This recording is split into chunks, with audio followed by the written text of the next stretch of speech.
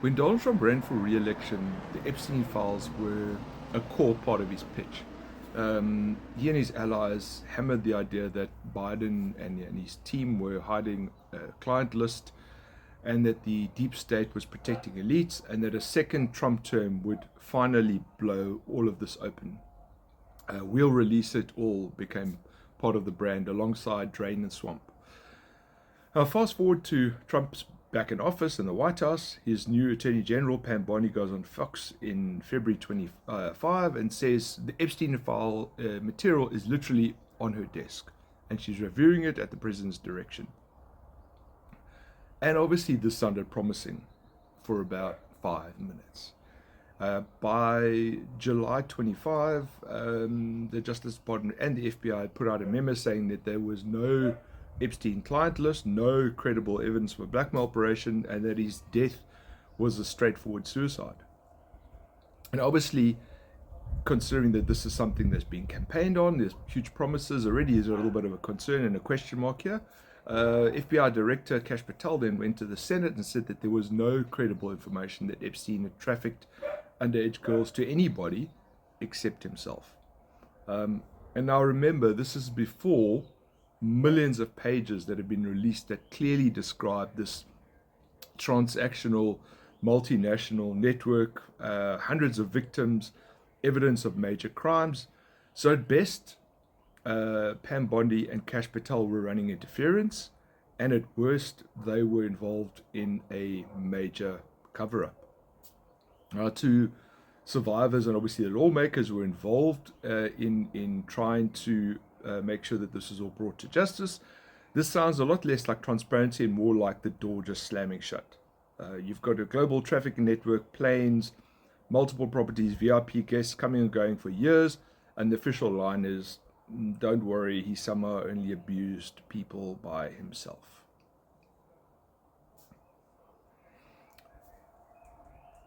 Now, obviously, we saw a huge backlash coming out of this. And it was so strong that Congress basically had to drag the administration towards disclosure.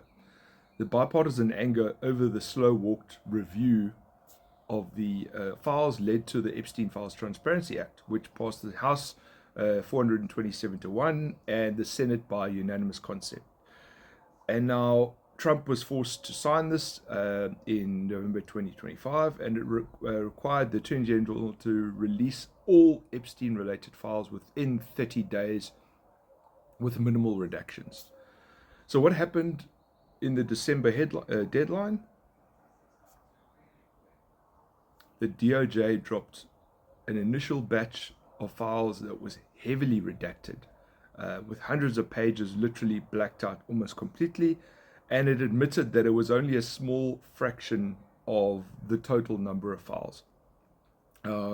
Within weeks, we actually learned that it was less than 1% of the files had been released, and that the department was openly telling a federal judge it would stay in violation of the law for the foreseeable future. Now, the lawmakers that have been involved in sponsoring this act wrote to the judge and said flat out that, Trump's DOJ was not complying with the statute. We saw outside groups like American Oversight suing the administration to force more disclosure. In other words, the same guy who campaigned on "I'll drain the swamp" had to be sued, subpoenaed, and legislated to even start the process of releasing the files. And if your whole brand is to drain the swamp, let's be honest, this is exactly the opposite. You don't drain the swamp by blacking out half the names, and you don't pass a transparency law and then fight it in slow motion with delaying tactics. And also another thing to consider is if these files contained devastating material about Trump's enemies, does anybody really think that his administration would be redacting this out? Of course not. I mean, any political party would jump at the opportunity to if the opposition is named in files like this, that obviously damages their credibility.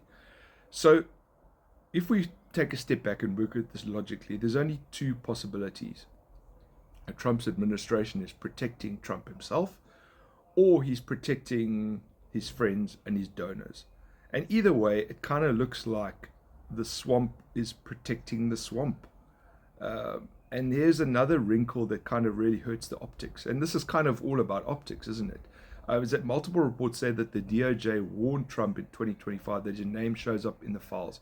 And this isn't necessarily as a criminal defendant, but more that his name is mentioned enough that it would be flagged, and it's enough that it would be concerning to anybody looking at the files.